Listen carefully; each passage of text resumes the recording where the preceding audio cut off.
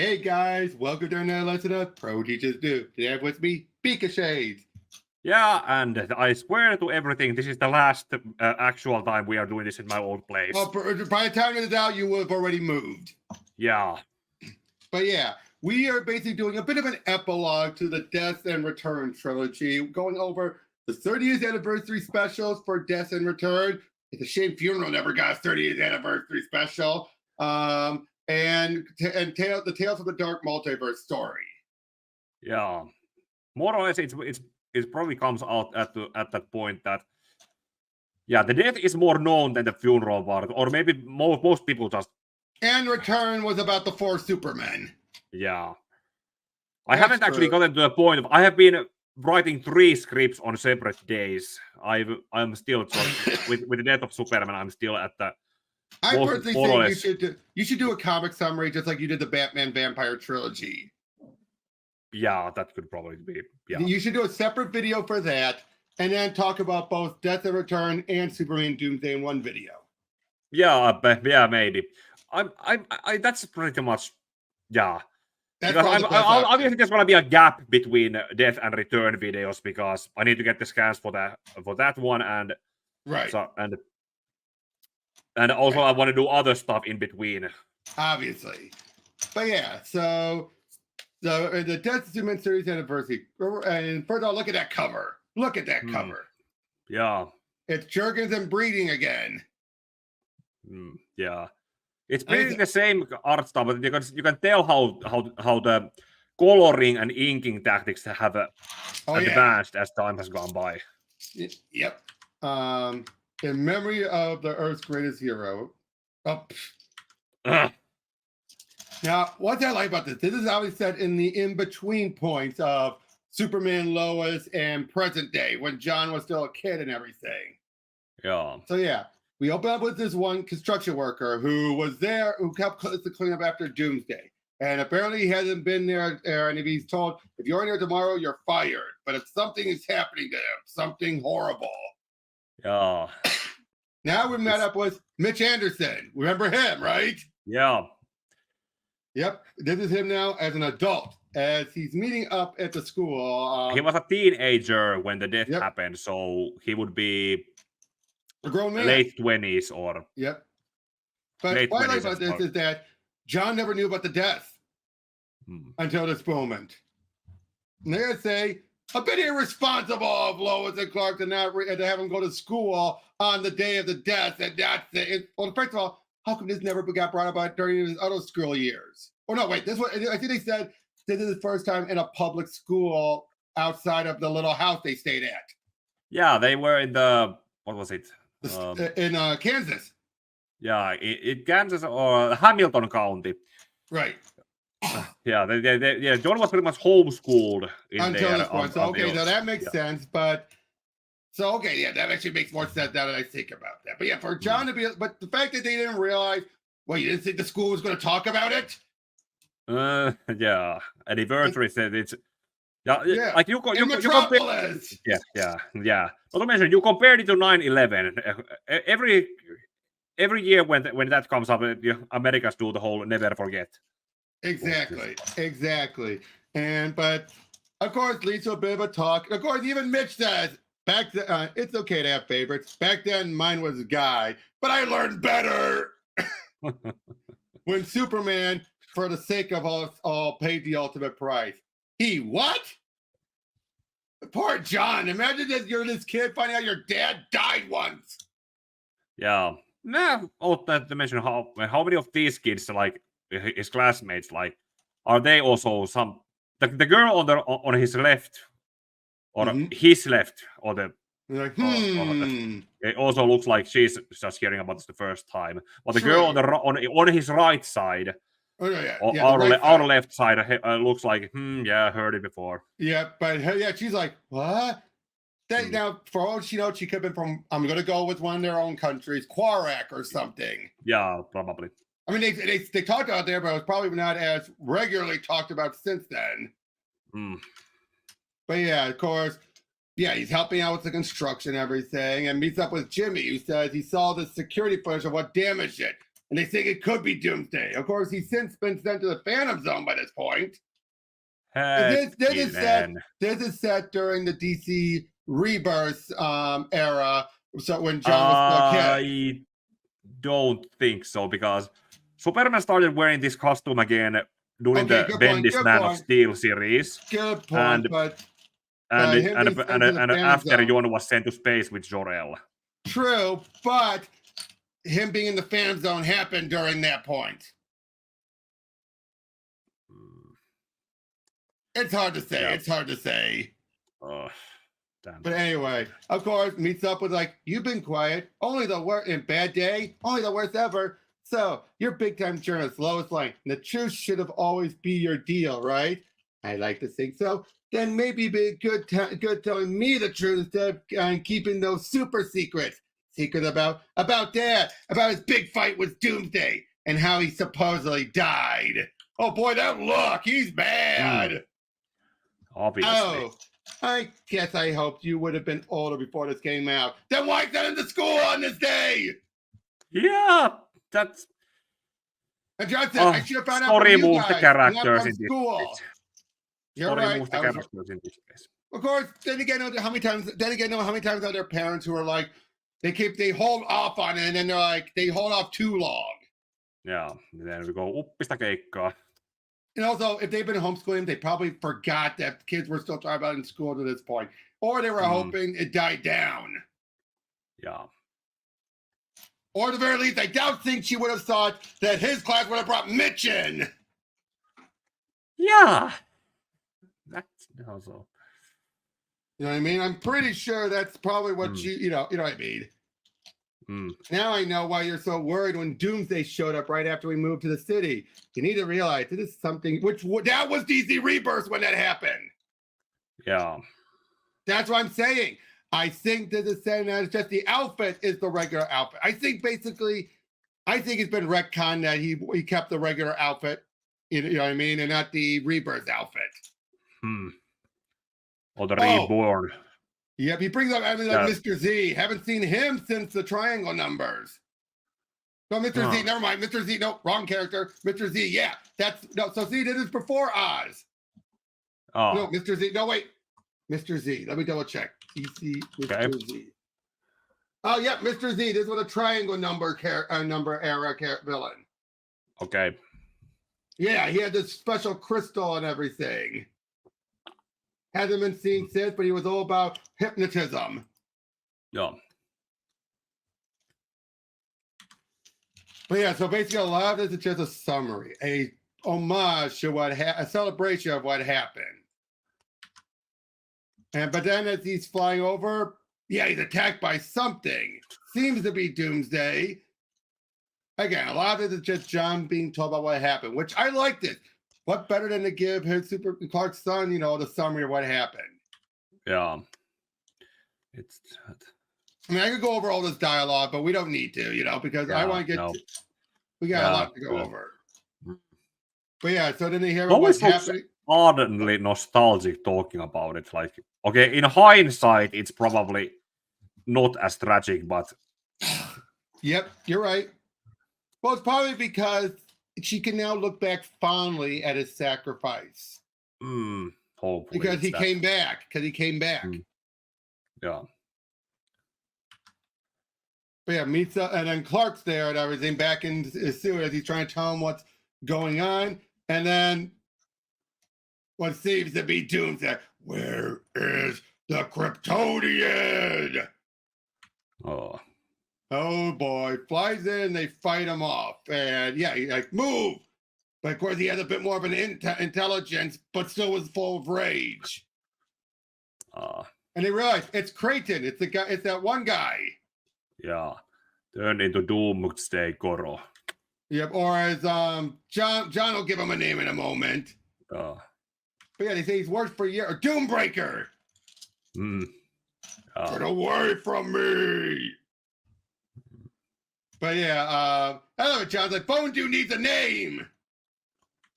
Yeah. But yeah, then it turns out they've realized, because remember what happened during the fight with Doomsday right towards the end? What did Superman do that he couldn't throughout the whole majority of the fight? He broke a part of his bone off. Yeah.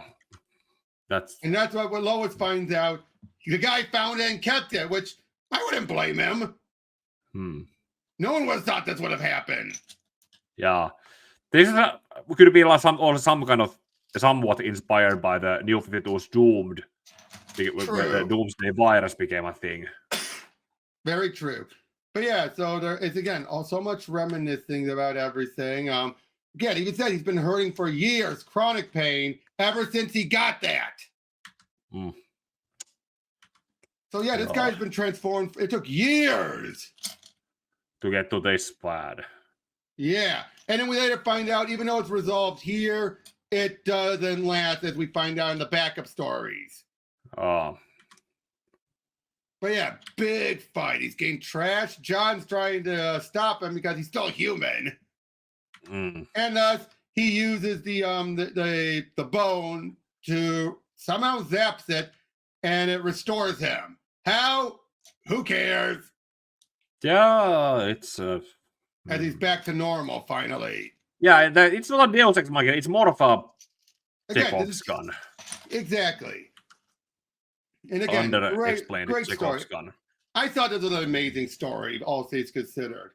It reminisced about it, but it didn't go overboard with it. Yeah. And it's all a new story in small doses. Small dosages of it. It was still a good new story as well. Doombreaker, interesting idea. Playing off of something that was left dangling. Whatever happened to that bone? Yeah. And we got Clayman doing a pinup. Oh, now we get to the other creators, Jerry Ordway and Tom Grummett, as we're getting a bit more of what happened to Jonathan and Martha as they watched.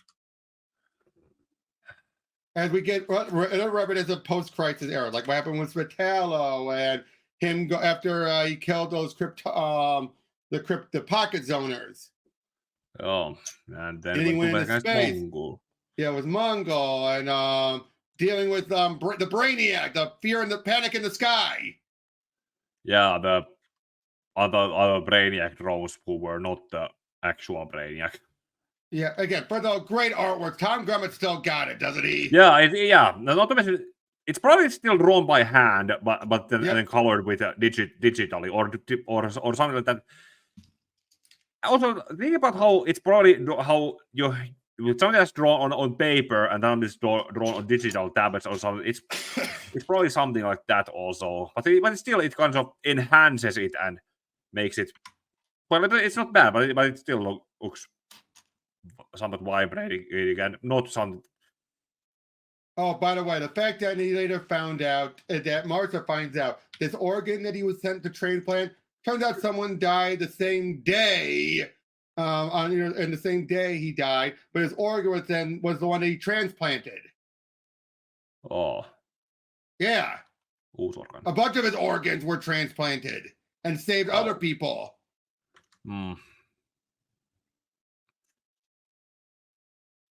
And basically, because this is all about Martha always makes all these clippings and everything.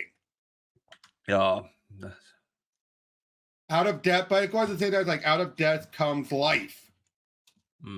I like that. Yeah, those are small, what would you call it? Small silver linings and comforts in it. Oh, Lee Weeks. Oh, yeah. Oh, Walt Simonson. Wow. Oh, now remember, this is now Roger Stern and Butch Geist. Okay. Butch Geist, I will say this, his artwork has changed over the years.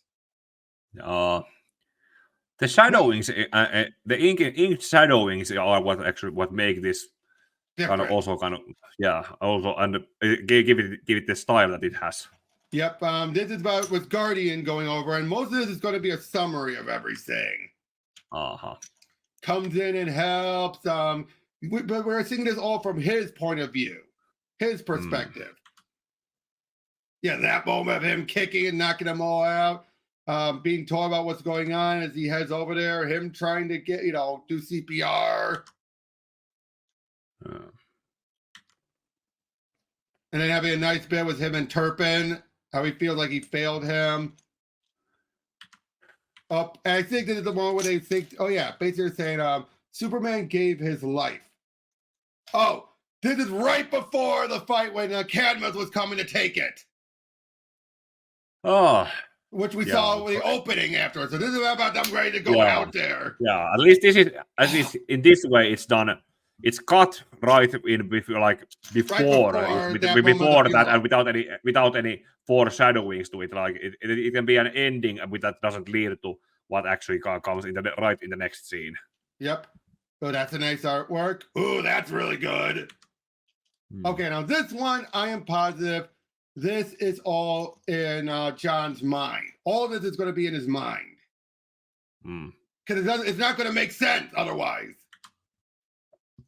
Yeah. Apparently, like for one, it seems that bit leads up to the God Stop Doomsday where he's helping these kids and then this happened. It's like, wait, what? Oh, and also that's Doomsday. Yeah. Lois Lane, who named Superman, also named his deadliest foe. No, Booster did.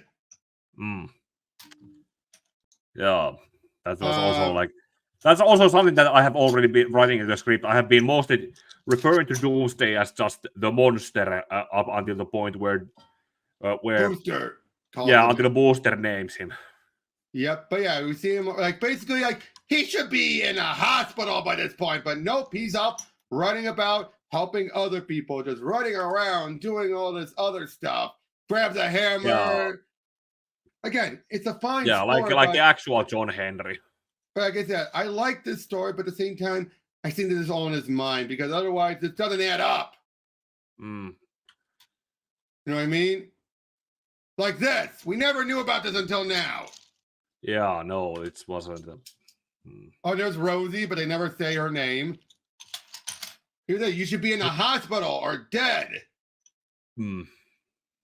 That's why I feel like this is all in his mind. Yeah, hopefully, because it's just there's the suspension of disbelief, and it just goes as far as. But we already know that this is not what led to him being buried. He basically grabbed a hammer and he jumped down to help, and then it was like, ah! So unless they're retconning this, not the man. Yeah, even back when in there, I talked about that. What's been recreated in that one panel, like how durable can John Henry actually be with surviving? He doesn't even have any scratches or other visible injuries. I mean, it's an awesome move for him to go out and gotta stop Doomsday, but that happened after Doomsday, not. Yeah, let's go with this being a dream. In the actual story, we got scratch our heads about it, but yeah, let's write this story as a dream. It has to be a dream because he came out after the fight in the evening. Yeah, like I said, this has to be a dream, and I think some people reviewed it, chalked this up as a dream because otherwise, it's a great celebration of the character. Don't get me wrong. We got Gabriel Rodriguez. Oh, Jamal Campbell. This is amazing.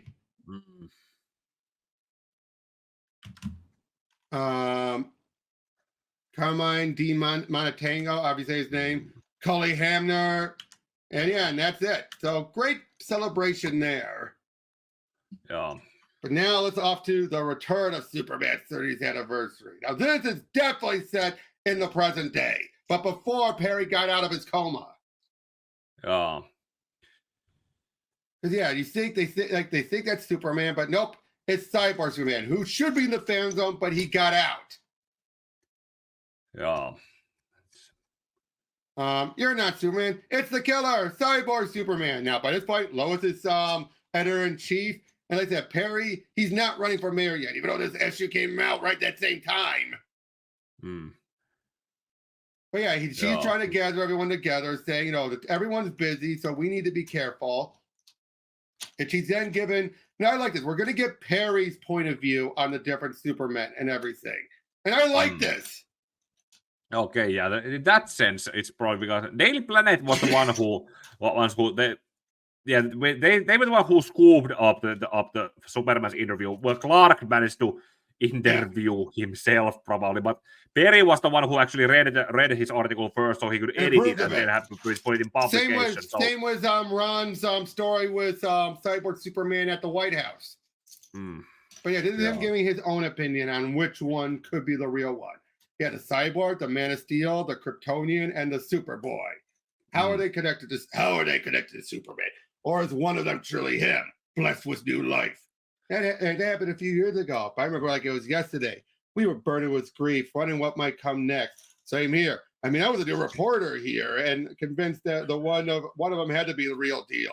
Swim report, or I don't know, something like that. Oh, so we get actually his point of view now on from his perspective, as he's talking about stuff with how this is going to deal with Steel, obviously. Oh, and yeah, we see him see Jamal.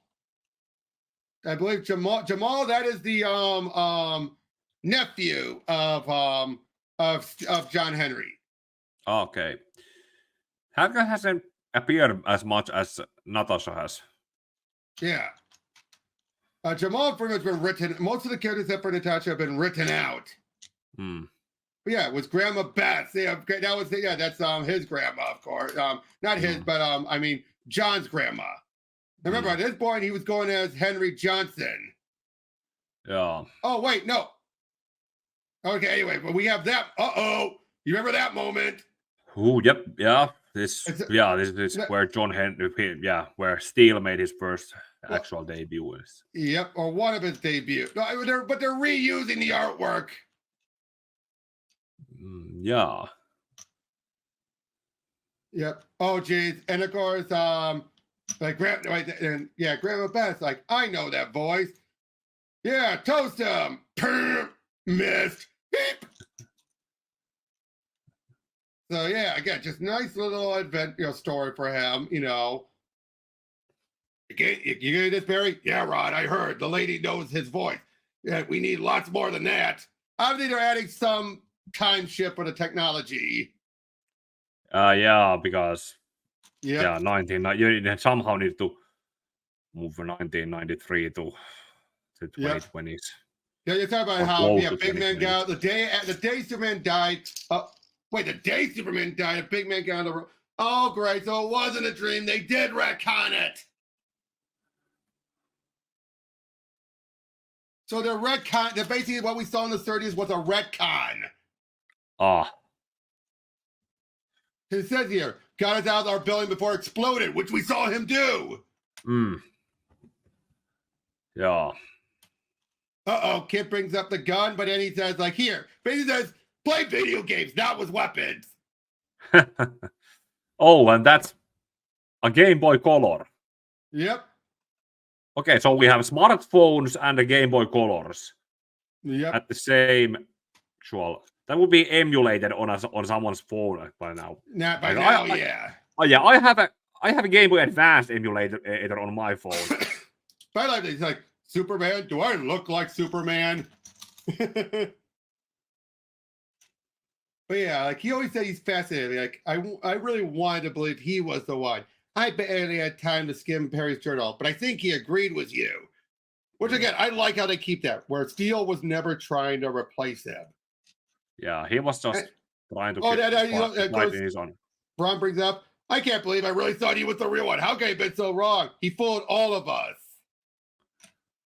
Oh, they show up now, of course.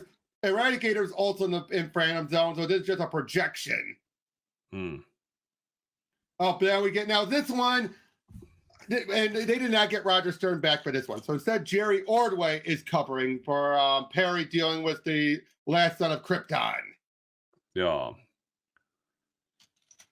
Which I think that's fine. He was still part of the creators from that point. Worked with Stern, so I think that's fine. Officer, I'm Perry White of the Daily Planet. Can I observe? You need to stay behind the barricade. That's why they're there. Understood. And say, are you Marty Paskowitz's daughter? I knew your dad. No fooling. He's been retired in Florida for a few years. How'd you know him? You're a spitting image of him. I won't get in anyone's way, I promise.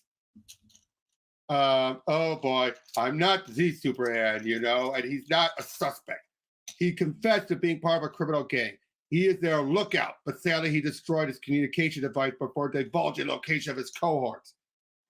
So, oh boy, he needs medical help. He's so cold-blooded.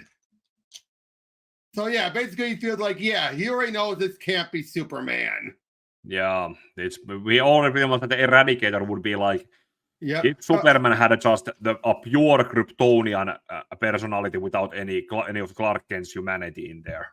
I do like how Perry actually gets a walkie-talkie and is able to find the frequency. That way he has no more reason to kill him. Uh-oh, you have information ID. Uh-oh! He's doing this to Perry of all people! Yeah. Yeah, like there's nothing to fear, Perry White. You will be returned unharmed by me. I'll tell you what you want to hear if you promise you won't use lethal force to stop the gang. Oh boy. So, and sure enough, he does keep it, not to not kill them. And so, and he shows that there's some if it's logical, he won't. My car! At least it wasn't your head. Is this he's not the Superman I knew, but maybe his near-death appearance and experience changed him. How could it not? I'm getting ahead of myself here. There's no conclusive evidence. He made me promise to use the data plan to spread the news of his return. Tell the readers they have nothing to fear from him. That's a promise I can't keep because I can't be assured it's true. Now, by this point, now he calls him the Eradicator, even though he shouldn't be called the Eradicator. Yeah. Up and out, Superboy. And this is where we get once again from Kara Kershaw and Tom Grummett. Yeah, that's kind of. Again, I love all these from Perry's point of view. Tana, so great to see her again. Oh yeah. You remember that one pinup page? Turns out they reuse it. Reused it. They didn't recreate it, just reused it. Yeah, and they gave away what happened around it. I like that. Take it all pin up and then reuse around it. Yeah. Of course, but even though this is set there, they're using words like it went viral and all that. Yeah, of course. I mean, it makes sense. I love this. If he's the real Superman, GBS says he is, but they have a clear bias. They also say he's Superman's clone. Kryptonian. Yep. K-pop Kryptonian, yep. But yeah, it's like watching this young Superman, it was impossible not to like him. You wanted to like him. I wouldn't say he thought he could do anything. That sort of attitude can be annoying. It's more like he didn't know he couldn't, which is true. That matches the writing. Oh, he brings up his old son, Jerry. They haven't brought up Jerry in ages. Uh-oh. Bloodsport! Yep. Nice look. Yeah, he was a bad guy. And more or less still is. Yep. Still bulletproof, though. Yeah. And I didn't, son. I wouldn't. Real stands. No one called me Superboy. I did, son. I wouldn't dream of doing that. Not until all the facts are in. Harsh, but fair. So yeah, he basically feels like he's Superman or not. He's definitely the Metropolis kid. Yeah. I like that. Of course, now we're getting into with the Cyborg Superman, getting his point of view. Yeah, and the tone has turned into. Now they do eventually make it clear because they still keep the image of him shaking hands with Clinton. But you know what their way around it was? You've met the president, current as well as previous. That's I missed that until someone pointed it out to me on Tony's stream yesterday. But I'm like, oh, clever. Keep current as well as the previous. So if Clinton was the previous president, so or some previous presidents. So they say previous. They're just saying it in general. They're saying that in general. Okay, English language. Yeah.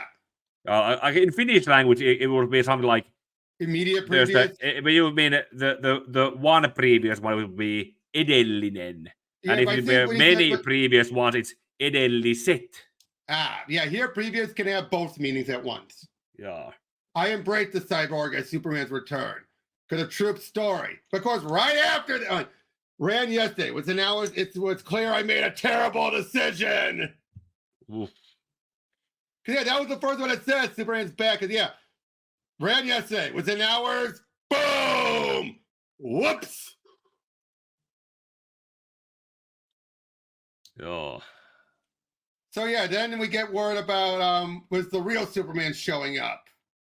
Yeah, and that's still the Matrix Supergirl before Kara came in. Exactly. But they don't bring details to that. Just background. Yep, and again, summarize all that happens. Boom. Oh. Yeah, he feels like, yeah, it is him. Like, I was finally able to meet with Superman today. With all that happened over the past few months, it was a true honor. It's great to see you, my friend. I owe you an apology. I ran a headline that you don't owe me a thing, Perry. In fact, I owe you for presenting me to the world with a sense of honesty from day one. In this time of dark intent of lies and masquerading as news, your honest approach made it clear that I was here to help. Your team presented me with honest, solid, objective reporting. Yes, they have. I like this. How they basically are. It's almost like he's taking a dig at current news. Yeah. I like that. Yeah. Now, of course, Cyborg Superman still trying to do what he can to hack into stuff. We get a summary of his history. Everyone's getting a good blow in. And then it turned out this was all a distraction for Eradicator to use the fan zone projector and put him back in there. Huh. Again, this was a good story. I think this was better than the deaths. Yeah. Somewhat better. Because it was one big story. Yeah, big story with and not to mention if they still had multiple people, more people working on it, and with Death there were. Thought it was the same. Okay, there were some side stories out with it, but this one they fit the side stories into the main story. It's something. It could be something also like the first time they did it one way, and they thought we could do this better, and then in return, okay, now let's do this better. Yep, we can't get Roger back, but Jerry can pick up the slack. Yeah. Yeah, but again, this was great. But now let's get to the tales of the Dark Multiverse. Like I said, this was actually I read this last night. This was a fun story. If you take it into the concept of the Dark Multiverse, which is that everything that can go wrong will go wrong. Yeah, that's an unfortunate fact about the whole place. Yeah, so basically, oh, come on. Tempest Fugina, I want to see him back. I thought he wasn't that bad of a character. Yeah, the last time we probably saw him was in the last Tales of the series, which pretty much. Yeah, but yeah, we get a summary of the Dark Multiverse, and then we get Superman's death. As here, though, we have it be Lois is broken by this more so. Yeah, she was already in a fragile mindset, and this just went. Here now, she hates the world for it. And okay, where do the rest of these leaguers show up? This is like rub salt in the wound, and they all show up right then and there. Yeah, it's more or less because they can show now in this story, obviously when the stories were still edited in the 90s, they probably have paid more attention to where the characters would have been while this was happening and what they were busy with. But I would say, though, I could so see Lois lashing out them if they did show up this conveniently. Maybe not this badly of a lashing, but still. Yeah, it was pretty much literally anyone, not just Lois, but would have. Like, where were you people? Exactly. But yeah, we have the funeral. We have Lex giving his speech. We have the T-shirts, all this stuff. But now we get to stuff where it shows, it goes a little overboard with taking current politics and pushing it into the past. Yeah, this was supposed to be a story. Yeah, like gun lobbyists.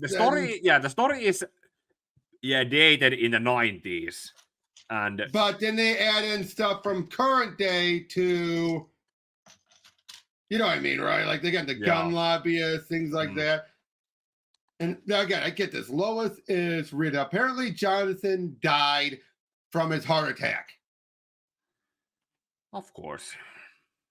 So yeah, so she decides to go up there to the fortress somehow. He shows up right when the Eradicator. Thinking back to in Superman 2, Clark also got back without his powers by just driving a car and walking the rest of the way. Now there is one big issue here. The Eradicator thought he was Superman. Remember? Yeah. Here he knows he was the Eradicator. Now, of course, to be fair, that's what they did that to mislead us. So this could be a case where they're saying, "Oh no, the Eradicator always knew what he was, but we're just cutting any of the subtext." Yeah. Which I think that could be just as much the case. Yeah.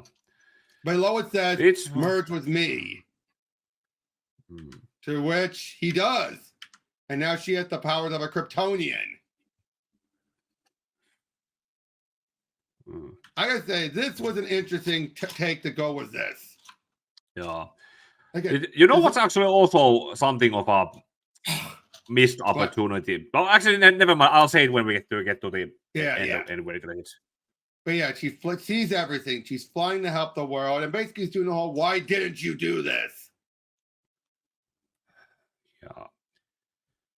Basically, the answer to that is that Superman wouldn't go this hard to go after that. There's the reason why someone would do this with superpowers would be probably you can answer that is why you're you, and that is why you're not Superman. Exactly. Now, in the case of Lois, she's also again grieving still, so she's not in the right state of mind. Yeah, I will give Lois this. At least he didn't say this was from her military training. At least they didn't bring that up. Yeah. This is just fueled by negative emotions. Exactly. And then she even meets up with Lex, which I'm glad they keep him at the Lex Jr. And I love how he basically just throws the subtext away and be like, "Ha ha ha," but then she kills him. Yeah, pretty much pulls a Superboy Prime on it. Because, like, yep, and then she kills the Joker, which leads to a fight with Batman, which I can say this fits with the post-crisis dynamic. Yeah. Especially the whole, like, he just won't stop. I don't stop. No, you don't. And she killed him. And then leads to the other Supermen showing up. And I love this. "Morning, Lois. What'd I miss? You're not him. I had a whole story ready to go." I just like how he's just like, "Screw it. I'm just going to do it here." Yeah. I also love this how, I'm not trying to honor his legacy. Like, he even calls her out saying, like, "We both got bloods on our hand. At least I'm just honest about it." Yeah.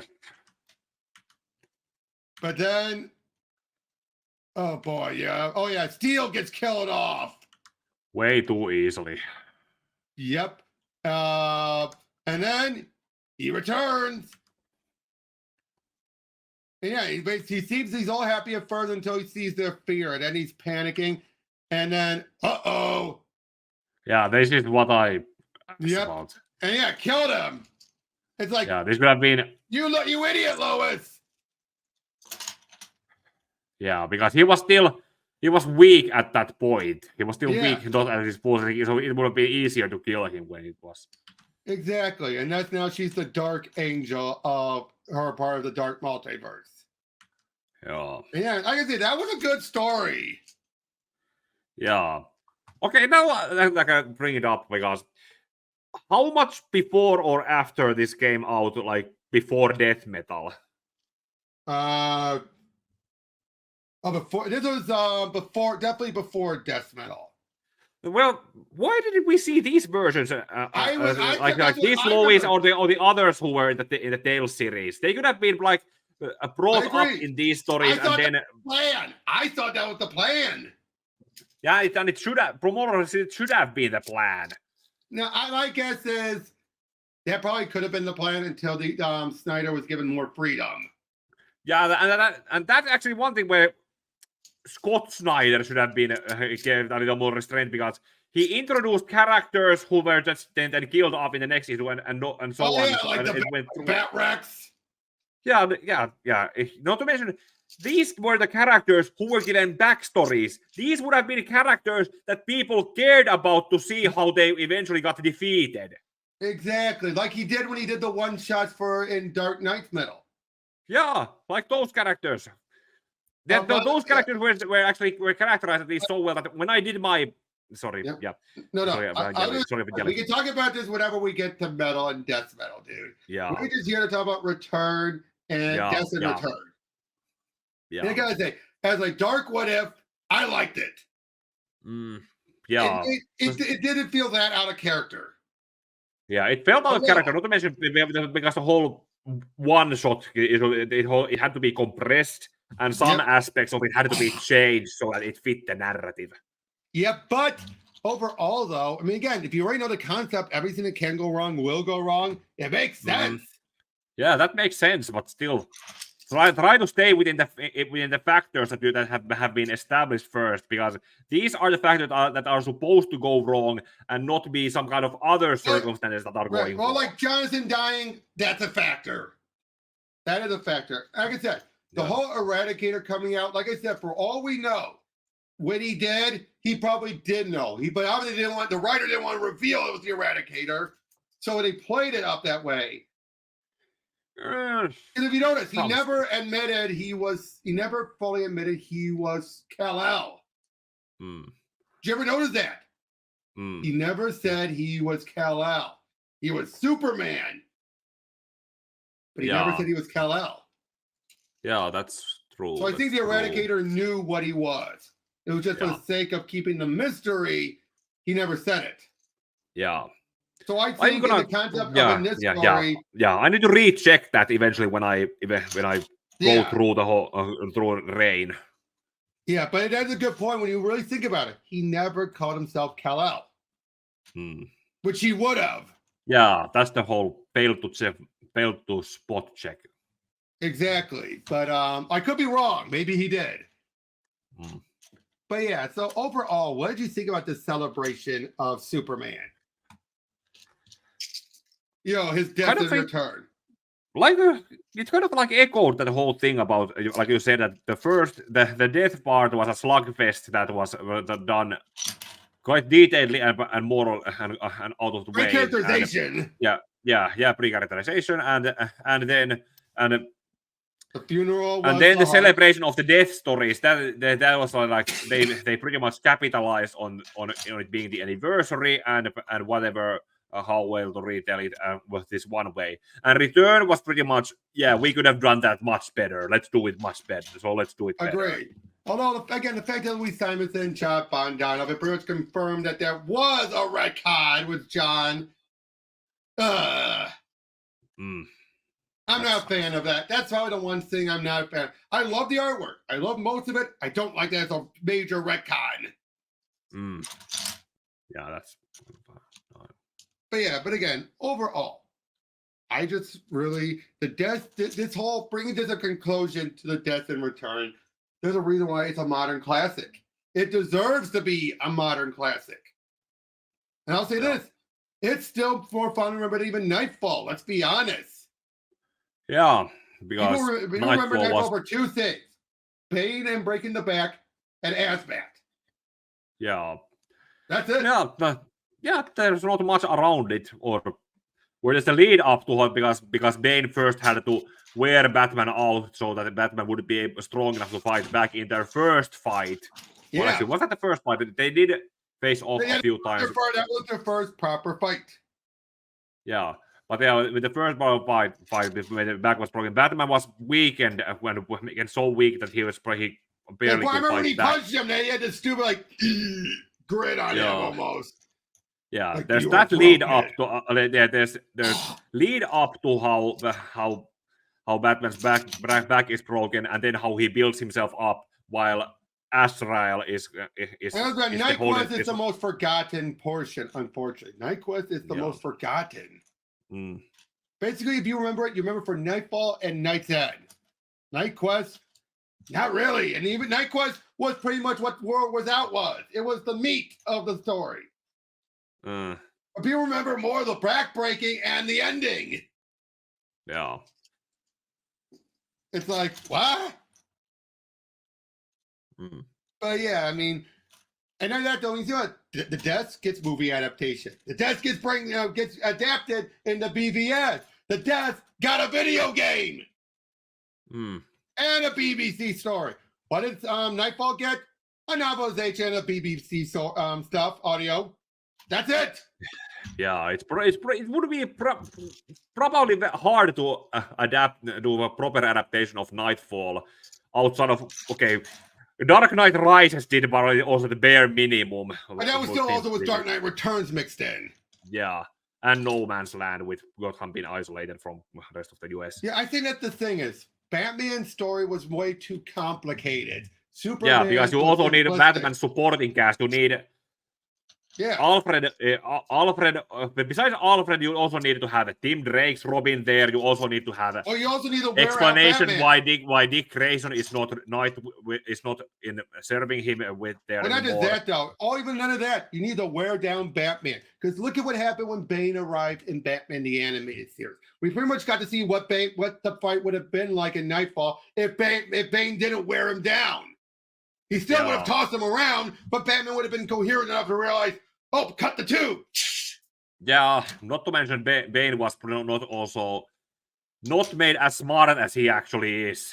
But not as dumb as Batman and Robin. Yeah, I was about to say that. Yeah. Bane's that's one thing I always give Tom King. He made Bane a genius still.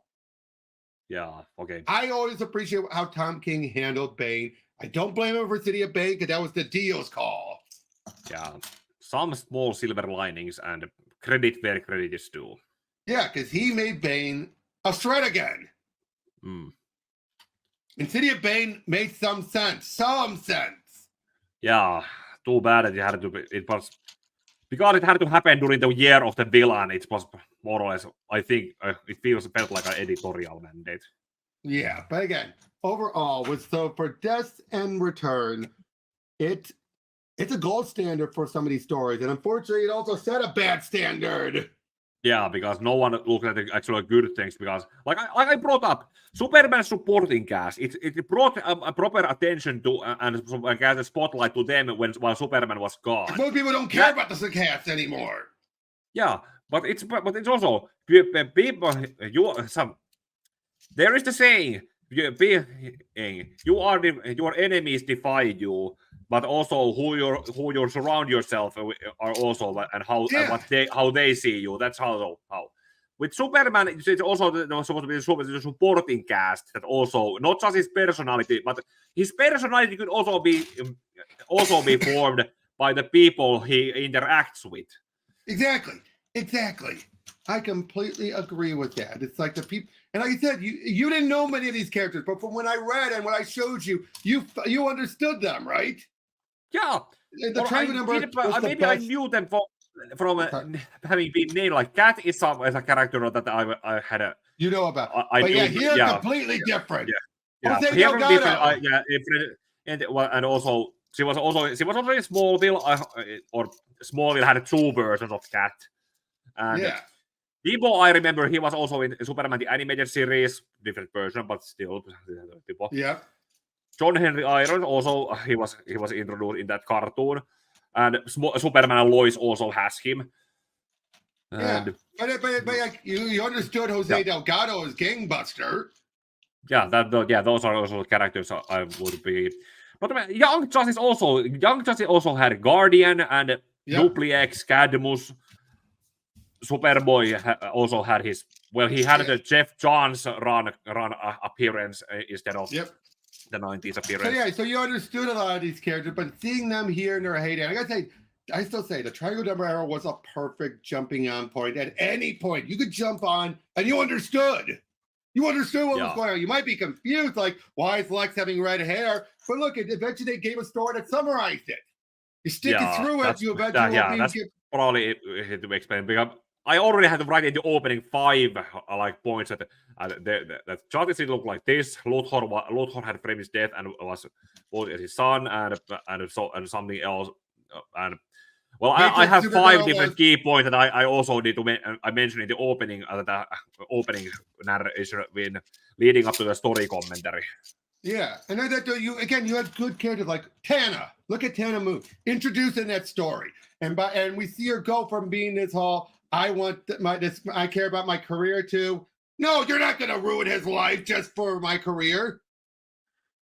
Yeah, that's when I eventually just gonna start writing the rain part. Funeral for a Friend is also gonna be something I need to get to. Okay, I still like how they took Rex Leach. Remember I told you. Louise Simonson introduced him for a brief bit to get that fight started during the funeral. And yet, what did Carl Kessel do? He brings him back and actually makes him a character. Yeah. Interesting, huh? Because you recognize him from the shades and that hair and everything. You're like, hey. Whereas nowadays, you have a writer who will just make a whole new character and ignore what was before. Yeah. I like that when you have a writer who goes in and says, like, hey, this character was a scumbag. What if we bring him back? Yeah, that's something also have come across with good series. There are no bad characters. There are artists that or writers who don't use them as very well and make them look bad. And again, look at Bibbo. Like I said, you understand why people love Bibbo so much, right? Because just look at all of that sequences with him. You're like, he's some character. If any other character, you feel annoyed if it was poorly handled. But with Bibbo, you get him. You really get him. Yes. It's like, especially that whole, God, why could it have been me? Why'd it have to be Stoops? Yeah. That's also one of those who you are in the dark kind of character. And when no one is watching and outside of the people on the other side of the fourth wall are watching and how the character is alone and him having we showcases that it's shows who the character really is. And again, Lois, and now I wish Perry got a little bit more during the actual story, which is why I love that return story. We got more Perry's perspective because Perry's always been a favorite. I mean, I enjoyed Perry more than Jimmy. I like Jimmy, don't get me wrong. Yeah. But Perry's always been a favorite of mine more and more these days because you have writers who really go out of their way to make Perry such an interesting character. Probably also helps he's the polar opposite of Jonah. Or let me phrase that. Yeah, it's miswritten Jonah. Yeah, it's miswritten J. Jonah Jameson is pretty much something like Perry. Yeah, parody and not actually. It actually makes me the same because when you read like old stories where he was written somewhat consistently or well, or where he was given some kind of method to what he was doing. And then you read some modern stories that just barely use him and just use him and he's just fixed him. I think Zdarsky fixed him. Yeah, that was a good fix up.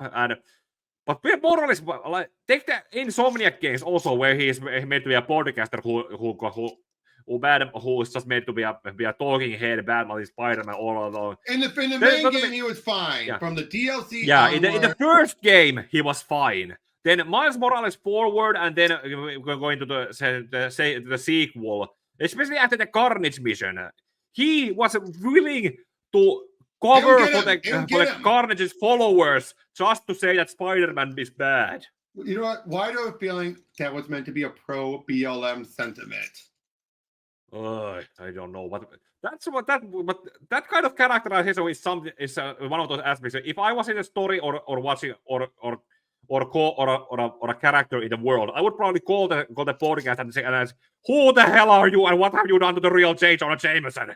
Yeah, because Jonah is a good reporter deep down. He just lets his obsession get the better of him, but not that badly. This is a guy who I have a feeling if mutants exist in this world, he'd be one of those who'd be anti-mutant just to make him look bad. Yeah. When Jonah's always been pro-mutant. Did you know that? Yeah. Jonah's always been pro-mutant. Yeah. But anyway, I think I think this is a good wrap up on our Death and Return coverage. Wouldn't you say? Should it be? Because I already did the Day of Doomsday and I did all the Doomsday stuff with Jared, so we don't need to do any of those. But yeah, overall, there's a reason this story is so fondly remembered. Rightfully so. Yeah, that's true.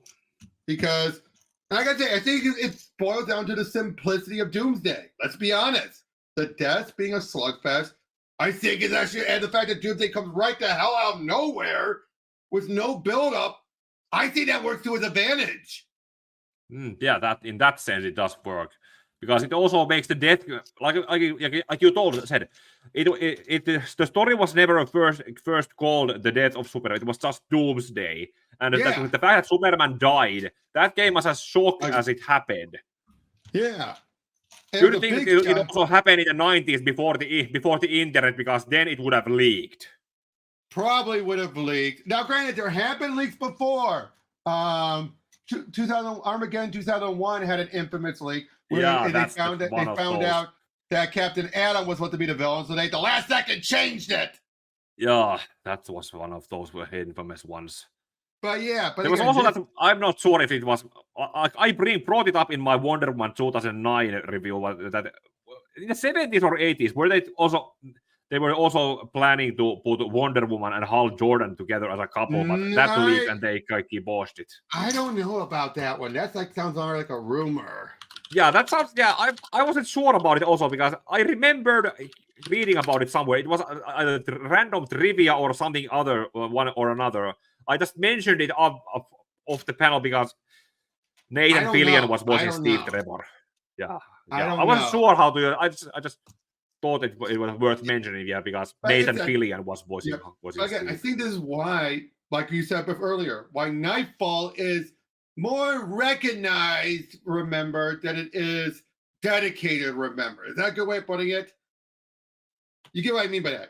There's a difference between being recognized, remembered, and dedicated, remembered. Recognized, you recognize it, you acknowledge it. You don't do much else to celebrate it. Whereas dedicated, remembered.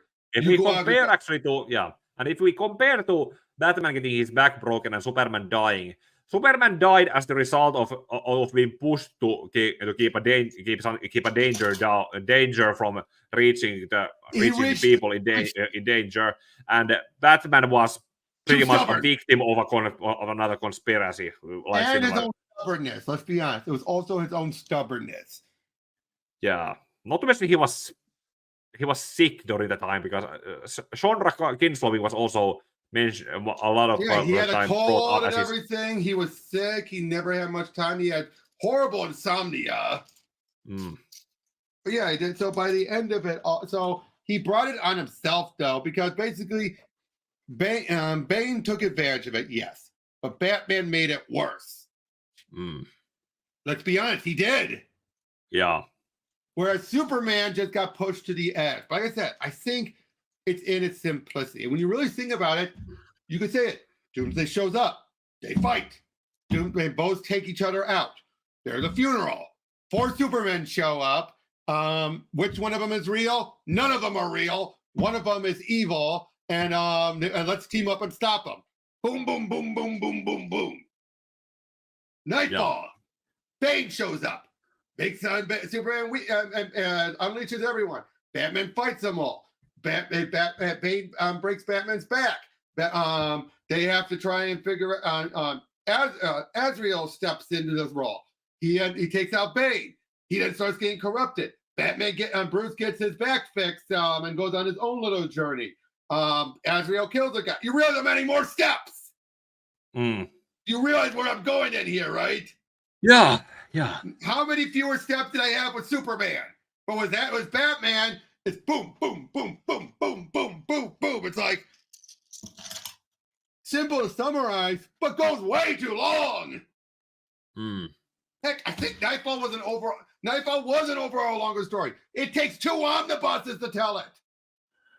Yeah, because Night Quest has been Night Quest has been cannibalized into being part of Fall and. Well, it always was part of it, though. It was always Night Quest was always part of it. And I think the other problem is also Superman had 4 books.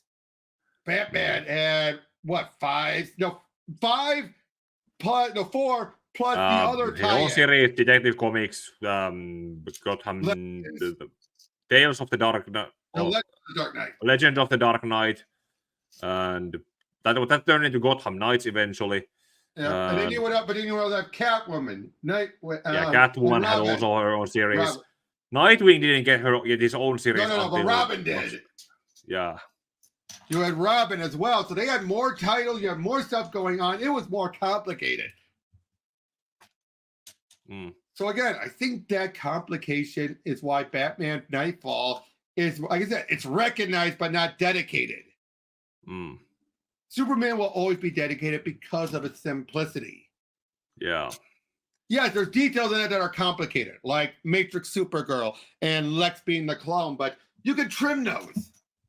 Yeah, that's true. That's gonna be trimmed. It's basically like something. I don't how should I translate it. There was this one old political cartoon where our soon-to-be retiring president, whose animated counterpart, said that, remember there was the LUT rule, which be to translate it, every order or step you or action you take need to be short, dynamic, and you need to remember it easy. Yeah, that makes sense. Be easy to remember. Yeah, that makes sense, and I think that's why, again, you always talk about the Death and Return. You won't be talking that much about Nightfall. All right, then. So I think that's enough. I think we're going in circles. So yeah, it's pretty much going there. Yep. Thank you so much, Pika. Thank you, everyone else. We'll see you guys in the next one. And may your heart be your guiding key.